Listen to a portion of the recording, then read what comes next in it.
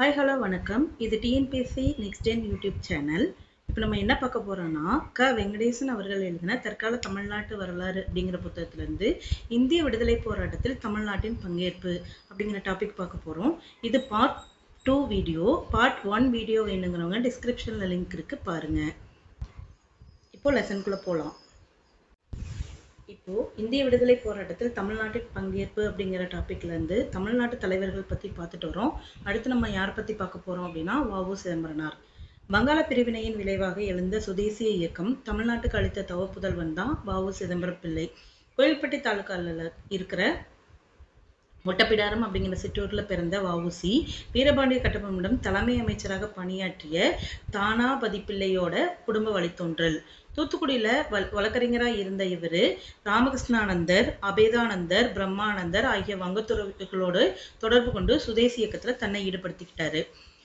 கடல் வழி வந்த வெள்ளை வியாபாரியை கடல் வழியே அனுப்ப வேண்டும் அப்படிங்கிற எண்ணத்தோடு 1882 இந்திய கம்பெனிகள் சட்டப்படி 1906 அக்டோபர் 16 சுதேசி ஸ்டீம் நேவிகேஷன் கம்பெனி அப்படின்னு ஒரு கம்பெனி பதிவு பண்றாரு. இதுல காளியா, லாவோ அப்படிங்கிற பெயருடைய 2 கப்பல்களும் சரக்கு மூட்டைகளை ஏற்றுவதற்கு வசதியா 2 இயந்திர படகுகளும் வாங்கப்பட்டுச்சு. ஆங்கிலேய வியாபாரிகள் அரசாங்கம் ஏற்படுத்திய கொடுமையான இடர்பாடுகளுக்கிடையே கப்பல்களை ஓட்டினாரு வ.உ.சி. சுதேசி கப்பல் கம்பெனியை நிறுவியதோடு மட்டும் இல்லாம சுதேசி இயக்கத்தை பல தொழில்துறைகளுக்கும் விரிவுபடுத்துறாரு. கப்பலோட்டிய தமிழன் வ.உ.சி. தூத்துக்குடியில தர்மலங்க நெசவு சாலை, அடுத்ததா தேசிய பண்டக சாலை இதெல்லாமே தோற்றுவிக்கிறாரு. சென்னை நகர்ல சென்னை விவசாய கைத்தொழில் சங்கம் லிமிடெட் அப்படிங்கிற ஒண்ணு உருவாக்குறாரு. ஆக்சுவலி இவர் தோற்றுவித்த அமைப்புகள்னு பாத்தீங்கன்னா தர்மலங்க நெசவு சாலை, தேசிய பண்டக சாலை இதெல்லாமே தோற்றுவிக்கிறாரு. சென்னை நகர்ல சென்னை விவசாய கைத்தொழில் சங்கம் லிமிடெட் அப்படிங்கிற ஒண்ணு உருவாக்குறாரு. அது மட்டும் இல்லாம தன்னோட சுதேச பணிக்கு மக்களுடைய ஆதரவை திரட்ட பி. சக்கரை செட்டியார் தலைமையில சென்னை நகர்ல சுதேசி பிரச்சார சபைன்னு ஒன்னையும் அமைக்கிறாரு. அப்போ இவர் தோற்றுவித்த அமைப்புகள்னு பாத்தீங்கன்னா தர்மலங்க நெசவு சாலை, சென்னை பண்டக சாலை இதெல்லாமே எங்க நிறுவப்பட்டுச்சு அப்படின்னா தூத்துக்குடியிலையும், சென்னையில சென்னை விவசாய கைத்தொழில் சங்கம் லிமிடெட் அப்படிங்கிற ஒரு அமைப்பும், அது மட்டும் இல்லாம சென்னையில சக்கரை செட்டியார் அப்படிங்கிற ஒரு தலைமையில சுதேசி பிரச்சார சபையும் உருவாக்குறாரு. அடுத்ததான் 1906 இறுதியில கல்கத்தால நடந்த காங்கிரஸ் மாநாட்டுல வ.உ.சி., ராஜாஜி, கஸ்தூரிரங்க ஐயங்கார், வே. ராமலிங்கம் பிள்ளை, எஸ். சத்தியமூர்த்தி இவங்கெல்லாம் கலந்துக்கிறாங்க. அந்த கல்கத்தா மாநாடு இருக்குங்களா 1906 நடைபெற்றதுல இவங்கெல்லாம் கலந்துக்கிறாங்க. ராஜாஜி, வ.உ.சி., கஸ்தூரிரங்க ஐயங்கார், ராமலிங்கம் பிள்ளை, சத்தியமூர்த்தி இவங்க எல்லாமே கலந்துக்கிறாங்க. 1907 நடந்த சூரத் காங்கிரஸுக்கு தீவிரவாதிகளை அதிக அளவு அழைச்சிட்டு வரமாறு அரவிந்தர் வ.உ.சி.க்கு கொடுத்த தந்தியை சிறமேற்கொண்டு தமிழ்நாட்டு திலகரான அவர் சென்னை சென்று பாரதியார் கூடவும் மண்டையம் சீனிவாச்சாரி அப்படிங்கிறவர்கிட்டையும் கலந்து பேசி தமிழ்நாட்டு பிரதிநிதிகளை சூரத் மாநாட்டுக்கு கூட்டிட்டு போறாரு. இதுல யார் யார் போறாங்க அப்படின்னா சுரேந்திரநாத் ஏத்திராஜ், திருவல்லிக்கேணி கிருஷ்ணமாச்சாரி, பாரதியார், சீனிவாச ராகவாச்சாரி, சக்கரை செட்டியார் இவங்களாமே தமிழ்நாட்டு பிரதிநிதிகள் திலகரை சூழ்ந்து கொண்டு அவருக்கு பாதுகாப்பு அளிக்கிறாங்க. 1907 சூரத் காங்கிரஸுக்கு தீவிரவாதிகளை அதிக அளவு அழைச்சிட்டு வர சொல்லி அரவிந்தர் வ.உ.சி.க்கு கொடுத்த தந்தியை சிறமேற்கொண்டு தமிழ்நாட்டு திலகரான அவர் சென்னைக்கு போயிட்டு பாரதியாரோடையும் மண்டையம் சீனிவாச்சாரியோடையும் சேர்ந்து கலந்து பேசி தமிழ்நாட்டு பிரதிநிதிகளை சூரத் மாநாட்டுக்கு கூட்டிட்டு போறாரு. அதுக்கப்புறமா சூரத் மாநாட்டு பந்தல்ல ஏற்பட்ட ரகளையின் போது வ.உ.சி., துரைசாமி ஐயர், சுரேந்திரநாத் ஏத்திராஜ், திருவல்லிக்கேணி கிருஷ்ணமாச்சாரி, பாரதியார், சீனிவாச ராகவாச்சாரி, சர்க்கரை செட்டியார் இவங்களாமே திலகரை சூழ்ந்துகிட்டு அவருக்கு பாதுகாப்பு அளிக்கிறாங்க. தமக்கு எத்தனை அடிபட்ட போதும் திலகரை காக்க வேண்டும் என்று அசையாது நின்ற இந்த சென்னை பிரதிநிதிகளோட தீரத்தன்மையை எண்ணும் போது உடல் புல்லரித்து மகிழ்ச்சி உண்டாகியது அப்படின்னு சொல்லிட்டு யார் சொல்றாங்க அப்படின்னா பாரதியார் சொல்றாரு. அதாவது தமக்கு எத்தனை அடிபட்ட போதும் திலகரை காத்துட்டு அசையாது நின்ற இந்த சென்னை பிரதிநிதிகளோட தீரத்தன்மையை எண்ணும் போது உடல் புல்லரித்து மகிழ்ச்சி உண்டாகிறது அப்படின்னு சொன்னவர் யாருன்னா பாரதியார். அடுத்ததா சூரத் மாநாட்டு பந்தல்லையே தேசிய தீவிரவாதிகள் தனி கட்சியை துவங்கிட்டு அந்த கட்சிக்கு வங்காளத்துக்கு அரவிந்தரும் வங்காளத்தில் வந்து பார்த்திங்கன்னா அரவிந்தரும், மகாராஷ்டிராவுக்கு வந்துட்டு திலகரும், இந்த சென்னை மாகாணத்துக்கு வந்துட்டு வஉசியும் செயலாளர்களாக அந்த சூரத் மாநாட்டிலேயே தேர்ந்தெடுக்கப்படுறாங்க. சூரத்லேருந்து திரும்பிய வஉசி வந்துட்டு பிபின் சந்திரபாலர் விடுதலையான நாளை வந்து விமர்சையாக கொண்டாட திட்டமிடுறாரு. அதன்படி நெல்லை நகரில் வியத்தகு ஊர்வலத்தை நடத்துறாரு. வஉசி வந்துட்டு மாவட்ட மாஜிஸ்ட்ரேட் கோர்ட் எதிரிலையும் தாமிரபரணி ஆற்றங்கரையில் நடைபெற்ற பொதுக்கூட்டத்தில் வஉசி மாவட்ட மாஜிஸ்ட்ரேட் கோர்ட் எதிரில் தாமிரபரணி ஆற்றங்கரையில் நடைபெற்ற பொதுக்கூட்டத்தில் வஉசியும் சுப்பிரமணிய சிவாவும் வந்துட்டு எழுச்சி பேருரையாற்றுறாங்க. வந்தே மாதரம் கோஷம் வந்து விண்ணை பிளக்குது. அழைப்பின் பேரில் நெல்லை கலெக்டர் வின்ச்சை வந்து மீட் பண்றாரு வஉசி. வஉசி, சிவா, பத்மநாத ஐயங்கார் இவங்களாமே கூட இருக்காங்க அவர் மீட் பண்ணும்போது. பின்னர் மூவரும் கைது செய்யப்பட்டனர். ராஜ துரோக குற்றம் சாட்டப்பட்டு வஉசிக்கு வந்துட்டு 40 ஆண்டுகள் சிறை தண்டனை விதிக்கப்படுது. மக்கள் அதிர்ச்சி அடைகிறாங்க. இந்திய பத்திரிகைகள் வந்து கண்டன குரல் எழுப்புது. வஉசியின் மேல்முறையீடுகள் நிராகரிக்கப்பட்டன. எனினும் லண்டன் பிரிவு கவுன்சில் வஉசிக்கு அளிக்கப்பட்ட ஆயுள் தண்டனை வந்து கடுங்காவல் தண்டனையா மாத்துது. அடுத்தது வஉசி வந்து கோயம்புத்தூர் சிறையில் அடைக்கப்படுறாரு. அங்கே வந்துட்டு அவர் வந்து அரக்கத்தனமான கொடுமைகளுக்கு ஆளாக்கப்பட்டார். பின்னர் அவர் வந்து கேரள மாநிலத்தில் உள்ள கண்ணனூர் மத்திய சிறைக்கு வந்துட்டு மாற்றப்படுறாரு. அங்கும் அவர் மலைச்சட்டி தூக்குறது, கல் உடைக்கிறது, சிக்கெழுத்தார், கொலை செய்யப்பட்டதை தனக்கு கிடைத்த நற்செய்தியாக வந்துட்டு அவர் கருதுறாரு. 1911 ஆஷ் கொலை நடக்குது இல்லைங்களா, அதை வந்து அவர் தனக்கு கிடைத்த நற்செய்தியாக கருதுறாரு. 1912 டிசம்பர் இறுதியில் வந்துட்டு அவர் வந்து விடுதலை செய்யப்படுறாரு வஉசி. எனினும் அவரோட சுதேசி கப்பல் கம்பெனியை வந்து அவரால் காப்பாற்ற முடியல, அது கவிழ்ந்து விட்டது. அதோடு தமிழ்நாட்டு அரசியலிலே வஉசி சகாப்தம் முடிந்தது அப்படின்னு சொல்லிட்டு யார் சொல்லியிருக்காங்க அப்படின்னா மாப்போசி வந்து சொல்லியிருக்காரு. அடுத்ததா சென்னை ஜனசங்கம். திலகரோட விருப்பத்துக்கு ஏற்ப தமிழ்நாட்டு சுதேசி தலைவர்கள் வந்துட்டு 1908 ஜனவரி 11ஆம் தேதி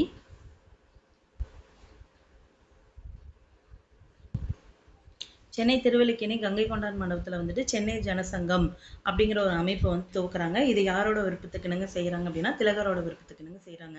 இந்த அமைப்பை துவக்க பாரதி தான் பெரிதும் காரணமாக இருந்திருக்காரு. வஉசி வந்துட்டு இந்த சங்கத்தோட தலைவர். வஉசி தான் இந்த சென்னை ஜனசங்கத்தோட தலைவர். மண்டையம் சீனிவாச்சாரி, CS ஆர்யா, K வெங்கட்ரமண ராவ் இவங்களாமே நிர்வாக குழு உறுப்பினர்களாக தேர்ந்தெடுக்கப்பட்டாங்க. பல மாணவர்கள் இந்த சங்கத்தில் உறுப்பினர்களாக சேர்ந்தாங்க. இந்த சென்னை ஜனசங்கத்தோட நோக்கங்கள் என்னவா இருந்ததுன்னு பார்க்கலாம். ஃபர்ஸ்ட் ஒன் வந்துட்டு சுதேசி பொருட்களை புறக்கணிக்கணும். நெக்ஸ்ட் ஒன் வந்து தேசிய கல்வியை பரப்பணும். அடுத்ததாக பள்ளிகளில் வந்துட்டு இளைஞர்களுக்கு உடற்பயிற்சி கொடுக்கணும். நெக்ஸ்ட் ஒன் இளைஞரிடையே விழிப்புணர்வை உருவாக்கணும். சுதேசி இயக்க கூட்டங்களுக்கு ஏற்பாடு பண்ணணும். சங்க உறுப்பினர்களை இன்க்ரீஸ் பண்ணணும். இதெல்லாமே வந்துட்டு இதோட கோரிக்கையாக இருந்தது, இந்த சென்னை ஜனசங்கத்தோட கோரிக்கையா. சென்னை ஜனசங்கம் வந்து 1912 வரை செயல்பட்டு தமிழ்நாட்டு சுதேசி இயக்கத்தை முன் கொண்டு சென்றது அப்படின்னு சொல்லி சொல்லலாம். அடுத்ததான் நம்ம பார்க்க போகிறது சுப்பிரமணிய சிவா பற்றி பார்க்கலாம்.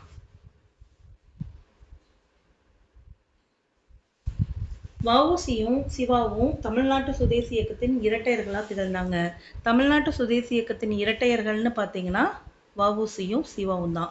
வஉசியை போன்றே சிவாவும் வந்துட்டு ராமகிருஷ்ண விவேகானந்தர் வேதாந்த இயக்கத்தில் ஈடுபட்டு அதன் வழி சுதேசி இயக்கத்துக்கு ஈர்க்கப்பட்டவர். சுந்தரானந்தா அப்படிங்கிற ஒரு புனைப்பெயரை சூட்டி கொண்டவர் வந்து சிவா. யாரோட புனைப்பெயர் வந்துட்டு சுந்தரானந்தா அப்படின்னு சொல்லி கேட்டாங்கன்னா சிவாவோடது. மதுரை மாவட்டத்தை சேர்ந்த வத்தலகுண்டு வாசியான இவர் சிவா தூத்துக்குடி வந்து வஉசியோட இணைந்து செயல்படலானார். சுதேசி இயக்க பிரச்சாரத்துல இந்த ரெண்டு பேருமே தீவிரமா பங்கு பெற்றாங்க. சுந்தரானந்தா அப்படிங்கிற புனைப்பெயரை சூட்டிக் கொண்டவர் சிவா. மதுரை மாவட்டத்தைச் சேர்ந்த வத்தலகுண்டு வாசியான இளைஞர் சிவா தூத்துக்குடி வந்து வஉசியோட இணைந்து செயல்படலானாரு. சுதேசி இயக்க பிரச்சாரத்துல இந்த ரெண்டு பேரும் தீவிரமா பங்கு பெற்றாங்க. பிபின் சந்திரபாலர் விடுதலை நாளை வந்துட்டு தடையை மீறி தாமிரபரணி பொதுக்கூட்டத்துல பேசியதற்காக வஉசியோட சிவாவும் கைது செய்யப்பட்டு விசாரிக்கப்பட்டு 10 ஆண்டுகள் சிறை தண்டனை பெற்றாரு. திருச்சி சிறையில் அடைக்கப்பட்ட சிவா வந்து பல கொடுமைகளுக்குள்ளானதோடு தொழுநோயாலையும் பாதிக்கப்பட்டாரு. அதனால சேலத்துல தொழுநோய் கண்ட கிரிமினல் குற்றவாளிகள் அடைக்கப்பட்டிருந்த சிறைக்கு வந்து அவர் மாற்றப்பட்டாரு. அடுத்த சிறையிலிருந்து விடுதலையான சிவா வந்து தருமபுரி மாவட்டத்துல பாப்பிராப்பட்டியில் நோட் பண்ணிக்கோங்க. தர்மபுரி மாவட்டத்தில் பாப்பிராப்பட்டியில் பாரதி ஆசிரமம் அப்படிங்கிற ஒரு ஆசிரமத்தை வந்து இவர் வந்து பாரதி ஆசிரமம் என்ற பெயரால் தேசபக்தர்களின் மாசறை ஒன்றை நிறுவி இளம் தேசாபிமானிகளுக்கு வந்துட்டு நாட்டு விடுதலை போருக்கான பயிற்சி அளிக்கிறாரு. பாரதியாரோட தேசிய பாடல்களை பாடி செல்றதுக்குன்னே வந்துட்டு பாரத ஆசிரிய பாடல் குழு அப்படிங்கிற ஒரு குழுவை வந்து அமைக்கிறாரு. அடுத்ததான் சிவாஜி, தேசிங்கராஜன் போன்ற மாவீரர்களோட வரலாற்றை வந்து நாடகங்களாக்கினாரு. ஏகாதிபத்திய எதிர்ப்புணர்ச்சியை தூண்டும் வகையில் நாடக உரையாடல்களை எழுதினாரு. பாடியும் பேசியும் நடித்தும் மக்களிடையே விடுதலை உணர்வை ஊட்டி வந்தவர் சிவா. அரசுக்கு எதிராக செயல்பட்டார் அப்படின்னு சொல்லிட்டு சிவா மீது 4 முறை, அதாவது 1908, 1921, 1922, 1924 குற்றம் சாட்டி வழக்கு தொடுத்து தண்டித்தது அரசாங்கம்.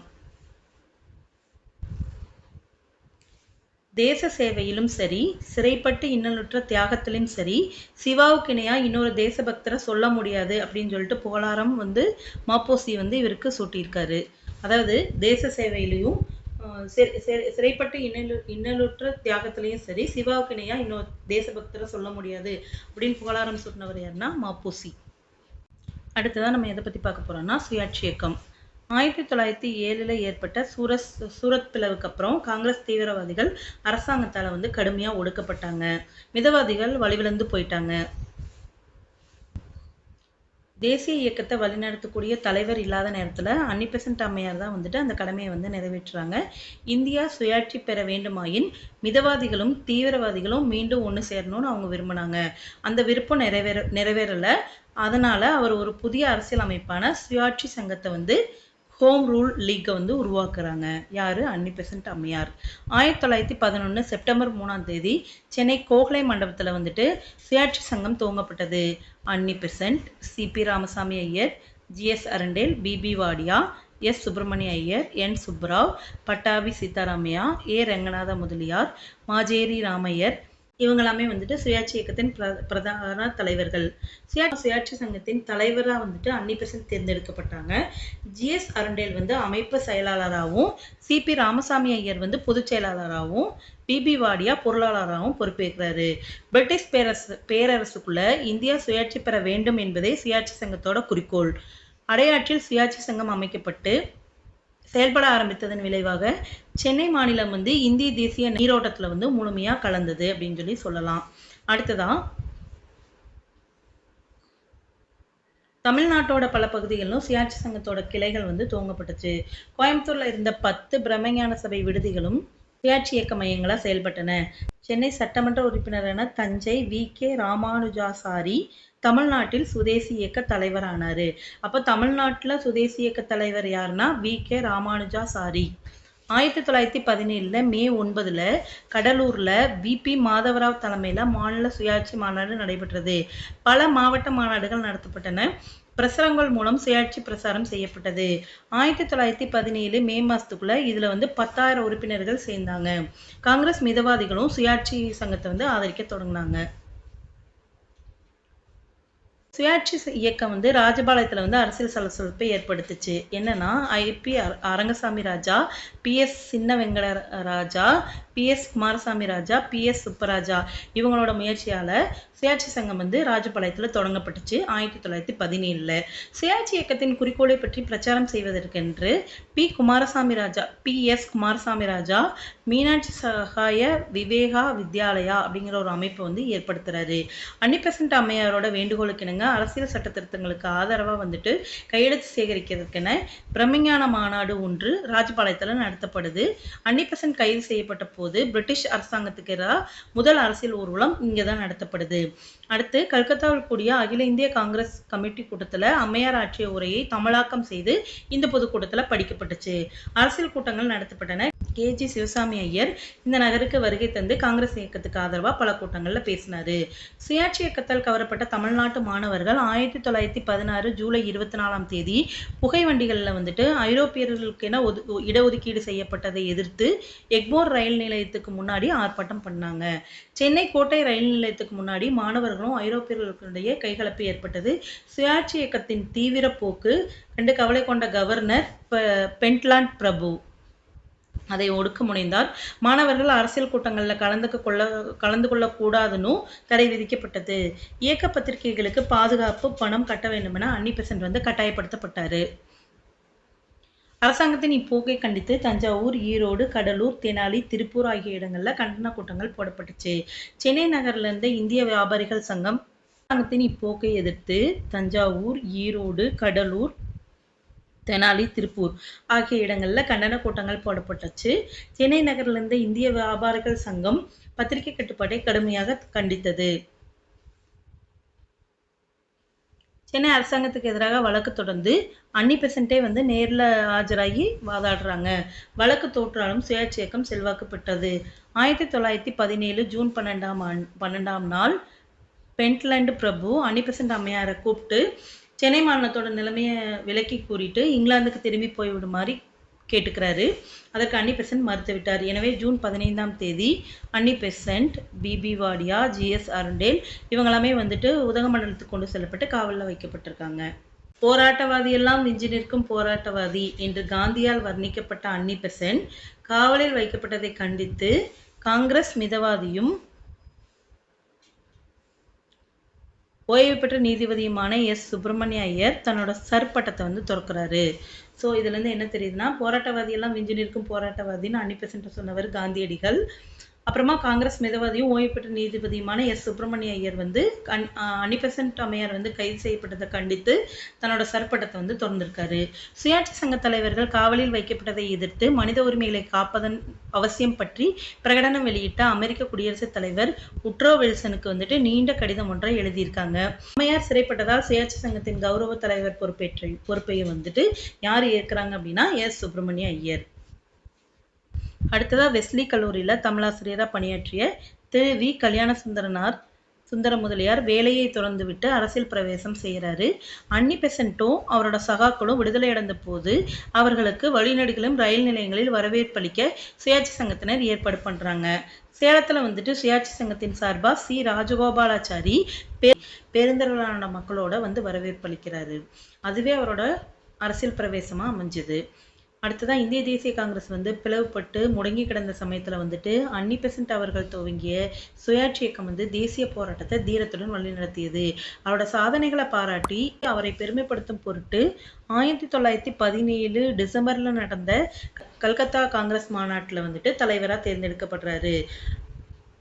இந்திய தேசிய காங்கிரஸோட முதல் பெண் தலைவராக தேர்ந்தெடுக்கப்பட்டவங்க அன்னி பெசன்ட் அம்மையார் தான்.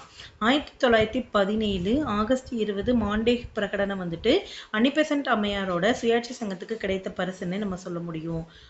எனினும் அன்னி பெசன்ட் வந்துட்டு பெரிதும் வந்து பிராமணர்களை மட்டுமே சார்ந்திருந்ததாலையும் அவர் மக்களின் செல்வாக்கை பெற்றிருந்த நீதி கட்சியை வந்து அவர் விரோதிச்சுக்கிட்டதுனாலையும் அரசாங்கத்தை பகச்சுக்கிட்டதுனாலையும் சுயாட்சி இயக்கம் வந்து தமிழ்நாட்டில் தோல்வி அடைஞ்சுது. அடுத்ததான் வந்துட்டு ரவுலட் அறப்போராட்டம் 1919. காந்தி துவங்கிய ரவுலட் சத்தியாகிரகத்துல தமிழ்நாட்டுக்கு தனி சிறப்பு இருக்கு. அச்சத்தியாகிரகம் துவங்கப்பட்டதே தமிழ்நாட்டில் தான். 1919 பிப்ரவரி மாதம் இந்திய சட்டமன்றத்தில் ரவுலட் மசோதாக்கள் விவாதிக்கப்பட்ட போது வி. சீனிவாச்சாரி அந்த மசோதாக்கள் நிறைவேற்றப்பட்டால் இந்தியா வந்து கொந்தளிப்புக்கு உள்ளாகும் அப்படின்னு சொல்லி அரசாங்கத்தை எச்சரிச்சாரு. ரவுலட் மசோதாக்கள் சட்டமாக்கப்பட்டால் அதை எதிர்த்து சத்தியாகிரகம் செய்ய போறோம் அப்படின்னு சொல்லிட்டு அறிவிச்சவர் வந்து காந்தி. அடுத்ததா ராஜகோபாலாச்சாரியோட ஆலோசனையின் பேரில் கஸ்தூரி ரங்க ஐயங்கார் காந்தியை தமிழ்நாட்டுக்கு வருகை தருமாறு கேட்டுக்கிறாரு. அந்த அழைப்பை ஏற்று 1919 மார்ச் 17 வந்துட்டு காந்தி வந்து தமிழ்நாட்டுக்கு வராரு. கஸ்தூரி ரங்க ஐயங்கார் வீட்டுல தங்குறாரு. அங்கதான் வந்துட்டு ரவுலட் சட்ட எதிர்ப்பு திட்டம் வந்து உருவாக்கப்பட்டது. அதன் விளைவாகவே வந்துட்டு சத்தியாகிரக சபை அப்படிங்கிற ஒரு சபை வந்து உருவாக்கப்பட்டுச்சு. காந்தி வந்து அந்த சபையோட தலைவராகவும் C. Vijayaraghavachari, doctor M C. Nanjundarao, T. Prakasam இவங்களாமே துணைத் தலைவர்களாகவும், சி. ராஜகோபாலாச்சாரி, எஸ். கஸ்தூரிரங்க ஐயங்கார், ஹரிஹர ஓதம் ராவு, சேலம் டி. ஆதிநாராயண செட்டியார் ஆகியோர் வந்து செயலாளர்களா பொறுப்பேற்கிறாங்க. சென்னை மாநிலத்துல மட்டும் 120 பேர் வந்து சத்தியாகிரக சபதத்துல கையெழுத்திடுறாங்க.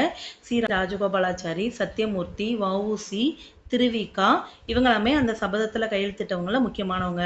அவங்களோட Srinivasa Iyengar, T V. Venkataramaiyar, T. Raghavachari, B P. Wadia, ஈ.வே. Ramasamy Naicker, doctor P. வரதராஜல நாயுடு, சுப்பிரமணிய சிவா, பாரதியார் போன்றோரும் காந்தியோட ரவுலட் போராட்டத்துக்கு ஆதரவு அளிக்கிறாங்க. காந்தி தமிழ்நாட்டில் தங்கியிருந்த போதுதான் ரவுலட் சட்டம் வந்து நிறைவேற்றப்பட்டுச்சு. தீவிர ஆலோசனைக்கு அப்புறம் சென்னையிலேருந்து காந்தி தன்னோட செயல் திட்டத்தை அறிவிக்கிறாரு. 1919 மார்ச் 30 தேதியன்று இந்தியா முழுவதும் ஹர்த்தால் நடைபெற வேண்டும் அப்படின்னு சொல்லி முதல்ல அறிவிக்கப்பட்டுச்சு. பின்னர் கஸ்தூரிரங்க ஐயங்கார், ராஜகோபாலாச்சாரி, விஜயராகவாச்சாரி இவங்களெல்லாம் கலந்து ஆலோசித்து அந்த தேதியை தள்ளி போட்டாரு காந்தி. பின்னர் தஞ்சாவூர், திருச்சி, மதுரை, தூத்துக்குடி ஆகிய நகரங்களுக்கு சுற்றுப்பயணம் சென்று ரவுலட் சட்ட எதிர்ப்பு பிரச்சாரம் செய்ததுக்கு அப்புறம் சென்னையிலேருந்து பம்பாய் செல்றாரு காந்தியடிகள். 1919 மார்ச் 28. 1919 ஏப்ரல் 6ஆம் தேதி தான் வந்துட்டு தமிழ்நாட்டில் ரவுலட் சட்ட எதிர்ப்பு நாள் துக்க தினமாக கொண்டாடப்படுது. அப்போது ரவுலட் சட்ட எதிர்ப்பு நாள் துக்க தினமாக கொண்டாடப்பட்ட டேட்டுன்னு பார்த்தீங்கன்னா 1919 ஏப்ரல் 6. பல பகுதிகளில் கண்டன ஊர்வலங்கள் நடைபெற்றன. சென்னை நகரின் பல பேட்டைகளிலிருந்து புறப்பட்ட ஊர்வலங்கள் எல்லாமே திருவல்லிக்கேணி கடற்கரையில் நடைபெற்ற பொதுக்கூட்டத்தில் கலந்து கொண்டன. ராஜகோபாலாச்சாரி, கஸ்தூரிரங்க ஐயங்கார், சத்தியமூர்த்தி, ஜார்ஜ் ஜோசப் எல்லாமே வந்துட்டு அந்த கூட்டத்தில் உரையாற்றுறாங்க. கடற்கரையில் தொழிலாளர்களுக்கென தனியாக ஏற்பாடு செய்யப்பட்டிருந்த கூட்டத்தில் வந்துட்டு திருவிகா, பிபி வாடியா, சிதம்பரம், எஸ் தண்டபாணி பிள்ளை இவங்களாமே பேசுகிறாங்க. சத்தியாகிரகம் அமைதியான முறையில் நடைபெறுவதற்கான முன்னேற்பாடுகள் வந்து மேற்கொள்ளப்பட்டன. குஜராத்தியர் மிகுந்த சென்னை சவுகார்பேட்டையில் வந்துட்டு ராம்ஜி கல்யாண்ஜியோட தூண்டுதலின் பேரில் முழு ஹர்த்தால் வந்து செய்யப்பட்டுச்சு. முஸ்லீம் வர்த்தகர்களும் இந்த சத்தியாகிரகத்தில் ஒத்துழைத்தனர். நகரில் வந்து டிராம் கார்கள் வந்து ஓடலை. நூற்பாலை தொழிலாளர்கள் வந்து ஆர்ப்பாட்டத்தில் கலந்துக்கிறாங்க. பத்திரிகை பதிவு சட்டத்தை மீறி சென்னை நகரில் சத்தியாகிரகி அப்படிங்கிற ஒரு பத்திரிகை வந்து வெளியிடப்பட்டுச்சு. அதுக்கப்புறமா அரசாங்கத்தால் தடை செய்யப்பட்ட நூல்களான காந்தியடிகள் எழுதிய சர்வோதயம் அப்படிங்கிற நூலும், இந்திய சுயராஜ்யம் அப்படிங்கிறதும், வீர சவர்கரோட எரிமலை அப்படிங்கிற நூலையும் தமிழ்நாட்டு சத்தியாகிரகிகள் வந்து விற்பனை பண்ண ஆரம்பிச்சாங்க. ரவுலட் சத்தியாகிரகம் வந்து தமிழ்நாட்டின் புறநகர் பகுதிகளுக்கும் பரவுச்சு. எனினும் மாநகரங்களில் மட்டும்தான் ரவுலட் சத்தியாகிரகம் ஆர்வத்தோடு நடத்தப்பட்டுச்சு. அதுவும் ஏப்ரல் 6க்கு அப்புறம் மறைந்து விட்டது அப்படின்னு சொல்லி சொன்னது யாருன்னா டேவிட் அர்னால்டு. பம்பாயிலோ அகமதாபாத்திலோ இருந்த அளவுக்கு சட்ட எதிர்ப்பு போராட்டம் வந்து சென்னை மாநிலத்தில் தீவிரமடையல அப்படிங்கிறதுல வந்துட்டு காந்தி வந்து ஏமாற்றம் அடைகிறாரு. தமிழ்நாட்டை விட ஆந்திர பகுதியில் இந்த போராட்டம் வேகமாகவும் வெற்றிகரமாகவும் நடைபெற்றது அப்படிங்கிறது வந்து எஸ் கோபாலகிருஷ்ணனோட கணிப்பு. எனினும் காந்தியின் முதல் அகில இந்திய சத்தியாகிரக போராட்டம் தமிழ்நாட்டில் துவங்கப்பட்டு அமைதியாகவும் வெற்றிகரமாகவும் நடைபெற்றது என்பது பெருமைப்படத்தக்க ஒன்று.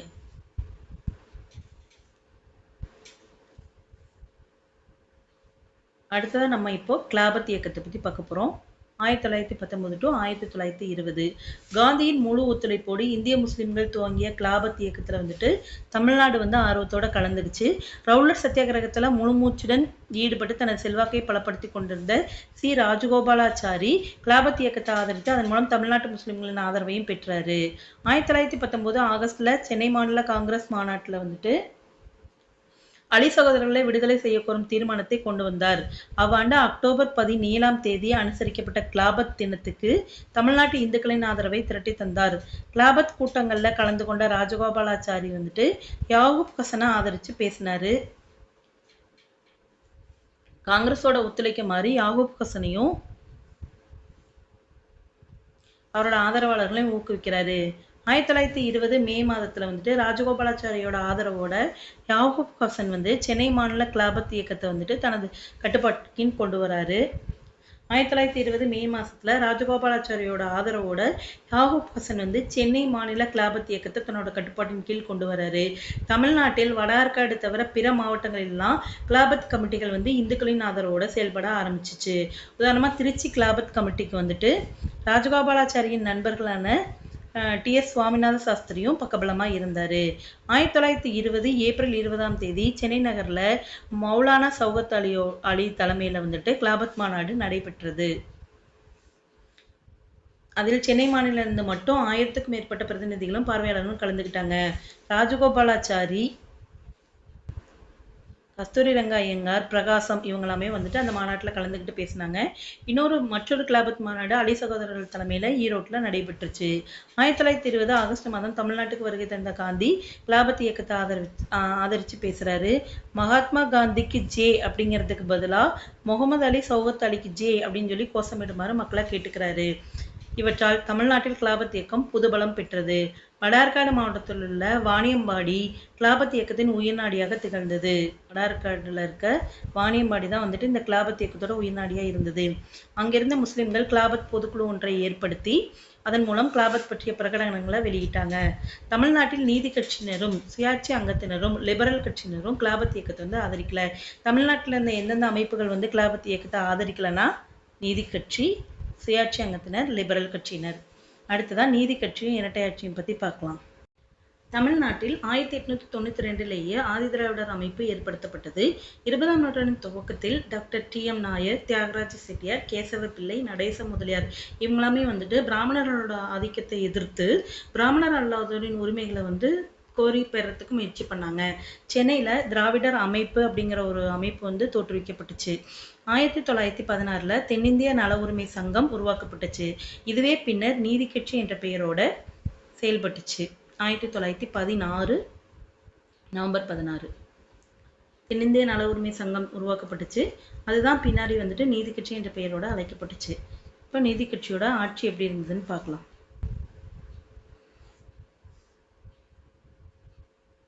நீதி கட்சி இந்திய விடுதலை போராட்டத்தில் பங்கேற்காமல் பிராமணர் அல்லாதோர் நலன் காக்கும் இயக்கத்துல தன்னை ஈடுபடுத்திச்சு. அதற்கு காரணம் இந்தியாவிற்கு சுதந்திரம் கிடைத்தால் ஆட்சி ஆங்கிலேயரிடமிருந்து பிராமணர்களுக்கு மாறுமே அன்றி முழு மக்களாட்சி ஆகாது அப்படின்னு சொல்லி அந்த கட்சி வந்து கருதினதே காரணம். அடுத்ததான் மாண்டேக சென்ஸ்போர்ட் சீர்திருத்தம் கொண்டு வந்த இரட்டை ஆட்சி முறையை வந்து காங்கிரஸ் வந்து நிராகரிச்சிருச்சு. ஆனா நீதி கட்சி வந்து அதை வரவேற்று பிரிட்டிஷ் ஆட்சிக்கு ஆதரவு அளித்தது. 1920 நடைபெற்ற தேர்தலில் பிராமணர் பிடியில் இருந்த ஹோம் ரூல் லீக்கை வந்து தோற்கடிச்சிட்டு வலிமையான பெரும்பான்மை பலத்தை பெற்றது நீதி கட்சி. காங்கிரஸ் வந்து தேர்தலை வந்து புறக்கணிச்சிருச்சு. 1920 37 வரைக்கும் நீதி கட்சி வந்து ஆட்சி பொறுப்புல இருந்துச்சு. நீதி கட்சியோட ஆட்சி நடந்த டைம் பீரியட்னு பார்த்தீங்கன்னா 1920 37 வரைக்கும். சுப்ராயலு ரெட்டியார் தலைமையில அமைச்சரவை வந்து பதவியேற்றது 1920. அதன் பின் நடைபெற்ற தேர்தலில் நீதி கட்சி வந்து சுயராஜ்ய கட்சியை வென்று பனகலரசர் தலைமையில வந்துட்டு ஆட்சி அமைக்குது 1923. அப்போ நீதி கட்சி சார்பில் வந்துட்டு 1920 முதலமைச்சரானது சுப்ராயலு ரெட்டியார், 1923 வந்துட்டு பனகலரசர். உட்கட்சி பூசலால் 1926 நீதி கட்சி வந்து தோல்வி அடைஞ்சிச்சு. சுயேட்சையாக போட்டியிட்ட கருப்பு குதிரை அப்படின்னு அழைக்கப்பட்ட சுப்பராயன் வந்து சுயராஜ்ய கட்சியோட ஆதரவோட வந்துட்டு ஆட்சி பொறுப்பே இருக்கிறாரு. 1927 முதல் நீதி கட்சி மாநில சுயாட்சி கோரிக்கையை எழுப்பியது. 1930 நடைபெற்ற தேர்தலில் வந்துட்டு பிற கட்சிகள் பங்கேற்கிறதுனால நீதி கட்சி வந்து எளிதில் வென்று முனுசாமி நாயுடு தலைமையில ஆட்சியில் அமர்ந்தது. இந்தியா சட்டமறுப்பு இயக்கத்தை சந்தித்து கொண்டிருந்த போது இங்க வந்து நீதி கட்சி சார்பில் யார் முதலமைச்சராகிறான்னா உப்பிலி அரசர் 1932. 1935 இந்திய அரசியல் சட்டம் கொண்டு வந்த மாநில சுயாட்சி திட்டத்தின்படி நடைபெற்ற தேர்தலில் 1937 காங்கிரஸ் வந்து நீதி கட்சியை தோற்கடித்து ராஜகோபாலாச்சாரியார் தலைமையில ஆட்சியை கைப்பற்றுச்சு. அடுத்ததா ஒத்துழையாமை இயக்கம் 1920 22 வரைக்கும். தமிழ்நாட்டில் ஒத்துழையாமை இயக்கம் ராஜகோபாலாச்சாரி தலைமையில வந்துட்டு ஆர்வத்துடன் நடத்தப்பட்டுச்சு. சென்னை பச்சையப்பன் கல்லூரியில் படித்துக் கொண்டிருந்த அவரது மகன் ராமசாமியும் மாநில கல்லூரியில் படித்துக் கொண்டிருந்த மற்றொரு மகன் கிருஷ்ணசாமியையும் வந்துட்டு அந்த கல்லூரியிலிருந்து வெளியேற செய்து அவர்களை வந்துட்டு கதர் தொண்டில் ஈடுபடுத்துவதற்காக சேலத்துக்கு அனுப்பி வைக்கிறாரு ராஜாஜி. பாரிஸ்டர் பட்டம் பெற்றிருந்த வழக்கறிஞர் ஜார்ஜ் ஜோசப் வந்து தனது தொழிலை துறந்து ஒத்துழையாமை இயக்கத்துல சேர்றாரு. அடுத்ததான் வந்துட்டு சீனிவாச ஐயங்கார் தன்னோட அட்வொகேட் ஜெனரல் பதவியும் CIE அப்படிங்கிற பட்டத்தையும் துறக்கிறாரு சீனிவாச ஐயங்கார்.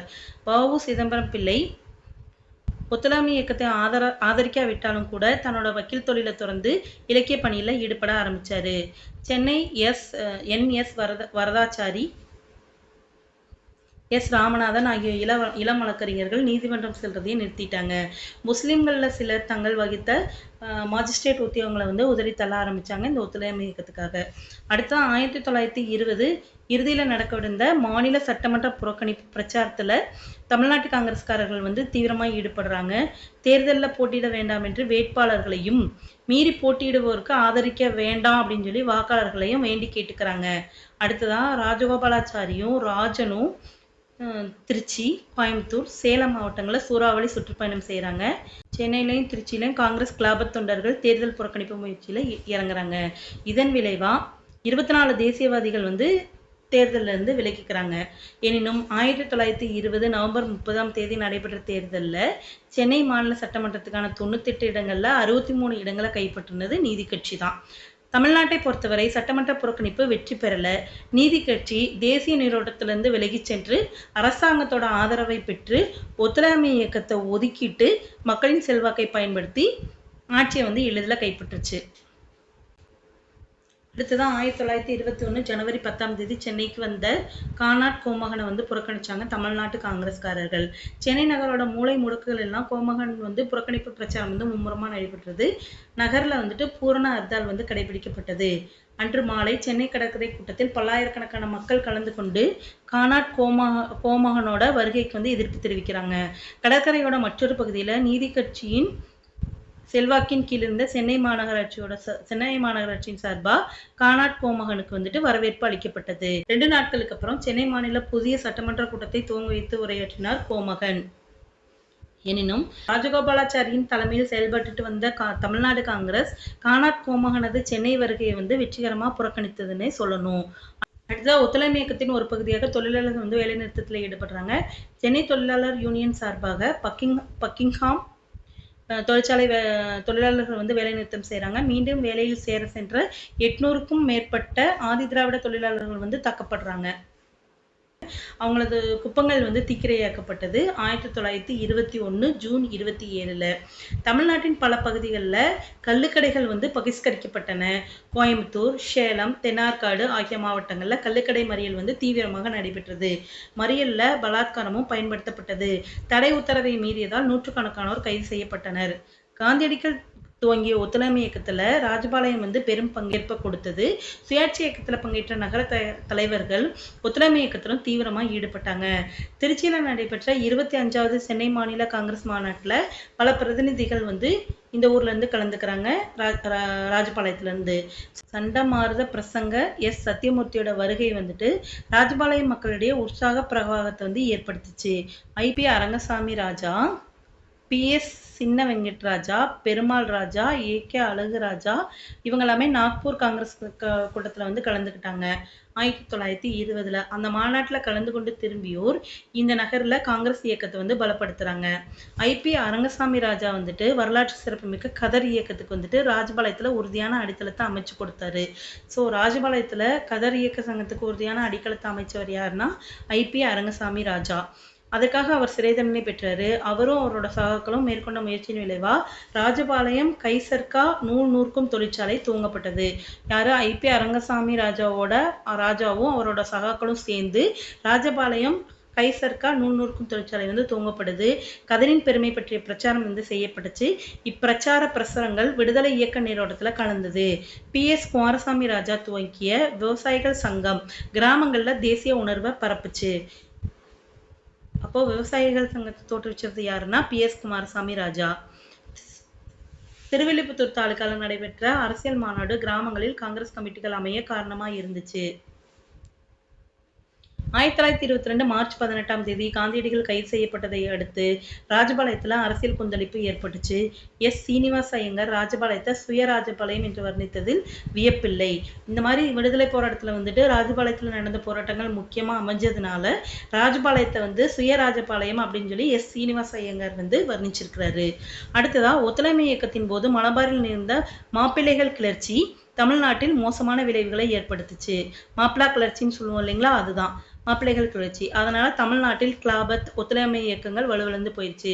முஸ்லிம்களின் வன்முறைக்கு அஞ்சிய தமிழ்நாட்டு இந்துக்கள் ஒத்துழையாமை இயக்கத்தினின்றும் ஒதுங்கி கொள்ள துவங்கினாங்க. திருச்சியில பலப்பட்டிருந்த இந்து முஸ்லிம் ஒற்றுமை பலமற்று போயிடுச்சு. இதனாலனா இந்த மாப்பிளா கிளர்ச்சியினால தான். மதுரை மாநகராட்சி உறுப்பினர்கள் காந்திக்கு கொடுக்கவிருந்த வரவேற்பை கைவிட்டனர். வேலூர்ல முஸ்லிம்களிடையே பதட்ட நிலை ஏற்பட்டுச்சு. மாப்பிள்ளைகள் வந்து கிளர்ச்சியில் கலங்கப்பட்டு போன ஒத்துழையாமை இயக்கத்தை மேலும் தொடர வேண்டாமென ராஜகோபாலாச்சாரி சந்தேகித்தார். 1921 செப்டம்பர் மாதம் தமிழ்நாட்டுக்கு வருகை தந்த காந்தி இந்து முஸ்லிம் ஒற்றுமை வந்து கேள்விக்குறியாக இருந்ததையும் காணத் தவறல. இயக்கம் எவ்வாறு உருவெடுக்குமோ அப்படிங்கிற அச்சம் வந்து மக்களிடையே பரவலாக காணப்பட்டதாக குறிப்பிட்டார் காந்தி. மலபார் மாப்பிள்ளைகள் கிளர்ச்சியை தொடர்ந்து ஒத்துழையாமை இயக்கத்தை வந்துட்டு ஒடுக்க தீர்மானித்தது சென்னை அரசாங்கம். யாகூப் ஹசன் கைது. அப்துல் மஜும்தாரோட தமிழ்நாடு பத்திரிகை ஆசிரியர் வரதராஜுலு நாயுடு, தேசபக்தன் ஆசிரியர் குழுவினர் இவங்க எல்லாமே கைது செய்யப்பட்டாங்க. 1921 நவம்பர் 4ஆம் தேதி அகில இந்திய காங்கிரஸ் கமிட்டி தனிநபர்கள் சட்டமறுப்பு இயக்கத்தில் ஈடுபடலாம் அப்படின்னு எடுத்த முடிவை திருச்சியில் கூடிய காங்கிரஸ் கமிட்டி ஆதரித்தது. அதன்படி தடை உத்தரவை மீறிய ராஜகோபாலாச்சாரியும் சுப்பிரமணிய சாஸ்திரியும் கைது செய்யப்பட்டாங்க. கோயம்புத்தூர்ல கள்ளுக்கடை மறியலில் ஈடுபட்டு வந்த ஈவே ராமசாமி நாயக்கரும் கைதானார். வேல் சிலவரசு சென்னைக்கு வருகை தந்த போது 1922 ஜனவரி 14 நகர்ல வந்துட்டு பூர்ண ஹர்த்தால் நடைபெற்றது. ஆனால் வன்முறையும் துப்பாக்கிச்சூடும் தமிழ்நாட்டில் நடைபெற்ற ஒத்துழையாமை இயக்கத்துக்கு அவ பெயரை தேடி தந்துச்சு. வரிகுடா இயக்கத்துக்கு தமிழ்நாட்டில் ஆதரவு கிடையாது. தமிழ்நாட்டில் வந்துட்டு ஒத்துழையாமை இயக்கத்தின் முதுகெலும்பாக இருந்த ராஜகோபாலாச்சாரி சிறையில் அடைக்கப்பட்டிருந்ததாலும் காங்கிரஸ்குள்ளேயே பலருக்கு ஒத்துழையாமை இயக்கத்தில் நம்பிக்கை இல்லாமல் இருந்ததுனாலையும் நீதி கட்சி வந்து பொதுமக்களிடையே பெரும் செல்வாக்க பெற்றது. நீதி கட்சி பொதுமக்களிடையே செல்வாக்கு பெற்று ஆட்சியை கைப்பற்றி அரசாங்கத்தை ஆதரித்ததாலும் தமிழ்நாட்டில் ஒத்துழையாமை இயக்கம் எதிர்பார்த்த அளவுக்கு வெற்றி பெறல. அடுத்ததா வந்துட்டு சௌரி சௌரா வன்முறை நிகழ்ச்சி 1922 பிப்ரவரி 4 அடுத்து சௌரி சௌரா வன்முறை நிகழ்ச்சி வந்துட்டு 1922 பிப்ரவரி 4 நடந்தது இல்லைங்களா. அதுக்கு அடுத்து காந்தியே ஒத்துழையாமை இயக்கத்தை விலக்கிக்கிட்டாரு. அடுத்ததான் இந்திய விடுதலை போராட்டத்தில் சுயராஜ்ய கட்சியினரோட பங்கு எப்படி இருந்ததுன்னு சொல்லிட்டு பார்ட் 3ல பார்க்கலாம். தேங்க்யூ.